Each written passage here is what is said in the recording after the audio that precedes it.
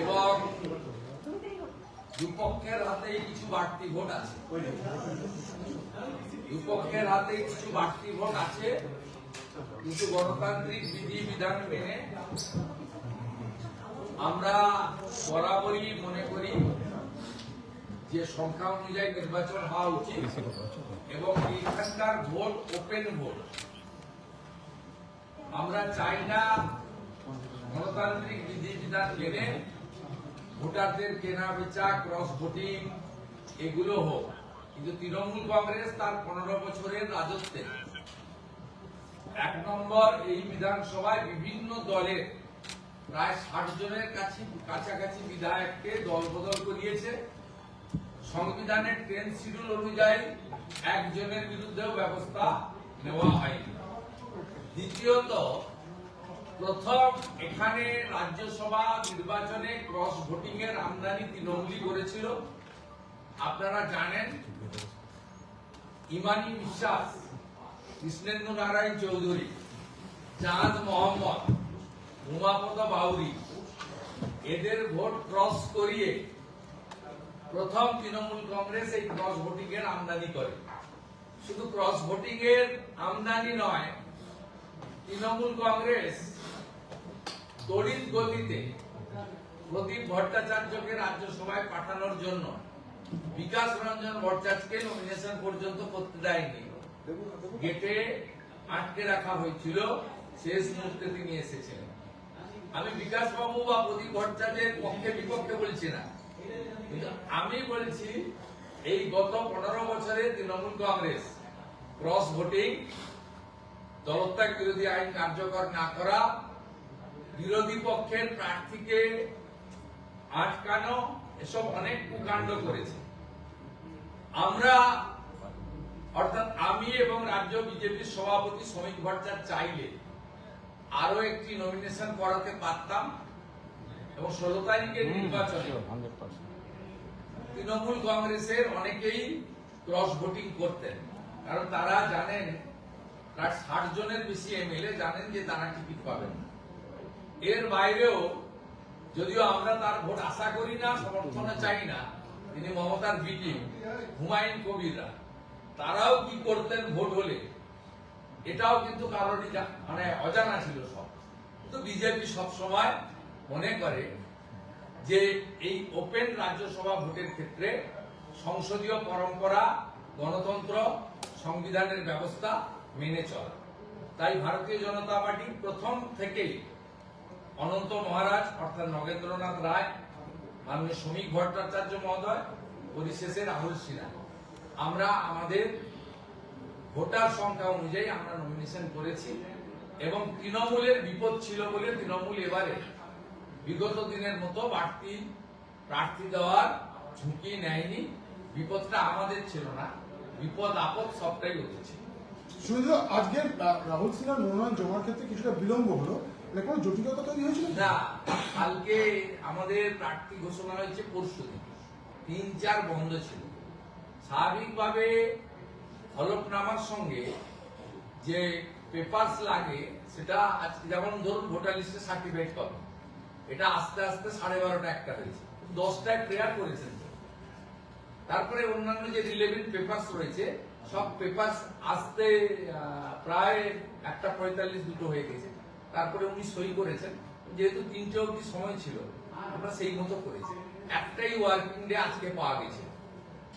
3 এবং 4 দুদিন পশ্চিমবঙ্গে ছুটি ছিল, ভারতবর্ষে ছুটি একদিন ছিল, 4 তারিখ।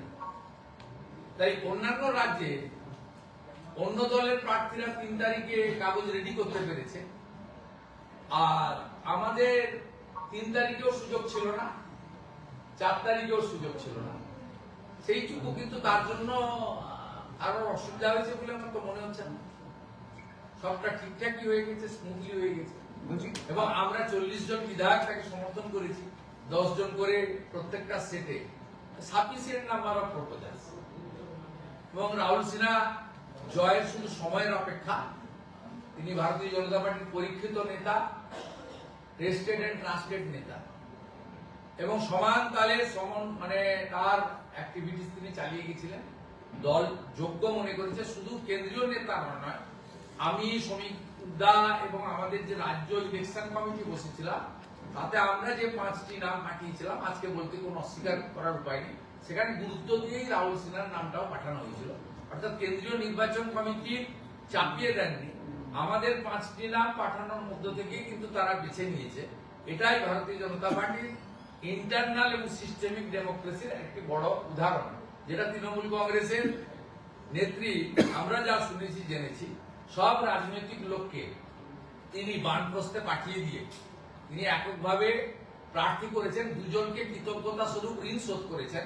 সারদার ইলেকট্রনিক্স ডিভাইস নষ্ট করার জন্য রাজীব কুমারকে রিওয়ার্ড দিয়েছেন, আর বিনীত গোয়েলকে আরজিকরের অভয়ার কেসে বাঁচিয়ে দেওয়ার জন্য মেনকা গুরুস্বামীকে তিনি আজকে গিফট দিয়েছেন। সুব্রত বক্সির মতো উনার যুব কংগ্রেসের সময় থেকে অদ্যাবধি সুব্রত বক্সি হাঁটতে পারেন, চলতে পারেন, এখনো জেলা করেন। এখন আপনারা জিজ্ঞেস করতে গেলে বক্সিদা বলবে যে আমি নিজে থেকে না বলেছি। তা আমাদের কষ্ট হচ্ছে, যারা তৃণমূল কংগ্রেসটা তৈরি করেছিল সেই নেতাকে আজকে অবসরে পাঠানো হচ্ছে। বাবুল সুপ্রিয়, কোয়েল মল্লিকদেরকে, মেনকা গুরুস্বামীদেরকে, রাজীব কুমারের মতো টেন্টেড একজন কুখ্যাত আইপিএস জায়গা করে দেওয়ার জন্য সুব্রত বক্সিকে আজকে বাধ্যতামূলক অবসরে পাঠানো হচ্ছে। এটা পশ্চিমবঙ্গের রাজনীতিতে খুব পীড়াদায়ক। বিজেপির পরিবর্তন যাতে চলছে, দুজনের কাছে প্রশ্ন, বিভিন্ন জায়গাতে সমস্যা ঝামেলা হচ্ছে, ভাঙচুর হয়েছে। বিজেপির পরিবর্তন যাত্রা উত্তরবঙ্গ থেকে শুরু করে দক্ষিণবঙ্গের বিভিন্ন জায়গায় ভাঙচুর হয়েছে, কি বলবেন? দেখুন, সারা রাজ্য জুড়ে চলছে। বারাবণীতে হয়েছে, কুচবিহারে হয়েছে, বিক্ষিপ্তভাবে সর্বত্র পশ্চিমবঙ্গের তৃণমূল কংগ্রেস বিজেপির উপরে হামলা চালাচ্ছে।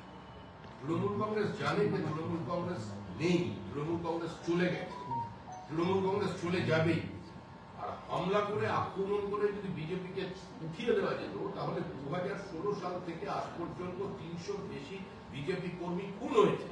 2021 সালের 2রা মের পর 27 দিনে 56 জন বিজেপি কর্মী খুন হয়েছে, ঘরছাড়া করা হয়েছে, লক্ষ লক্ষ টাকা জরিমানা দিয়ে বিজেপি সমর্থকদের বাড়ি ফেরানো হয়েছে, মাথা পুড়িয়ে কামিয়ে দেওয়া হয়েছে, নিজের মূত্র ত্যাগ করিয়ে তাকে দিয়ে খাওয়ানো হয়েছে। এই তো অত্যাচার চলেছে। মহিলাকে সম্পূর্ণ নগ্ন করে তার সামনে বসে থেকে তাকে দিয়ে চা বানিয়ে বিস্কিট খেয়ে তাকে বলে গেছে যে এই পার্টি এই ক্ষমতা পাওয়া যাবে না। তারপরেও বিজেপি উঠে যায়নি। আমরা এখানে থাকতে এসেছি, চলে যেতে আসিনি। তবে এটা ঠিকই, আমরা ক্ষমতার পট পরিবর্তনের পর স্বজন হারানো শ্মশানে তোদের চিতা আমি তুলবই। আমরা ওদের চিতা তুলব না। পশ্চিমবঙ্গের যে রাজনৈতিক সংস্কৃতি, যে ভোট সংস্কৃতি তৈরি হয়েছে, এই হিংসার সংস্কৃতি, এই সংস্কৃতিকে আমরা চিতায় তুলে দেবো। সারা ভারতবর্ষে যেভাবে মানুষ তাদের গণতান্ত্রিক অধিকার প্রয়োগ করে, সেই ব্যবস্থা প্রকাশ্যে গুলি করে দিল, তাকে ধরতে 9 দিন সময় লাগলো রাজ্য পুলিশকে। দিল্লি থেকে অ্যারেস্ট হয়েছে কিছুক্ষণ আগে, হাওড়ার ঘটনার ও আপোষ করে দিয়েছে। তৃণমূলের সম্পদ ওকে অ্যারেস্ট করেছে, ভোটের আগে মুক্তিও দেবে এবং গৌতম চৌধুরী হয়ে ভোট লুণ্ঠ করবে।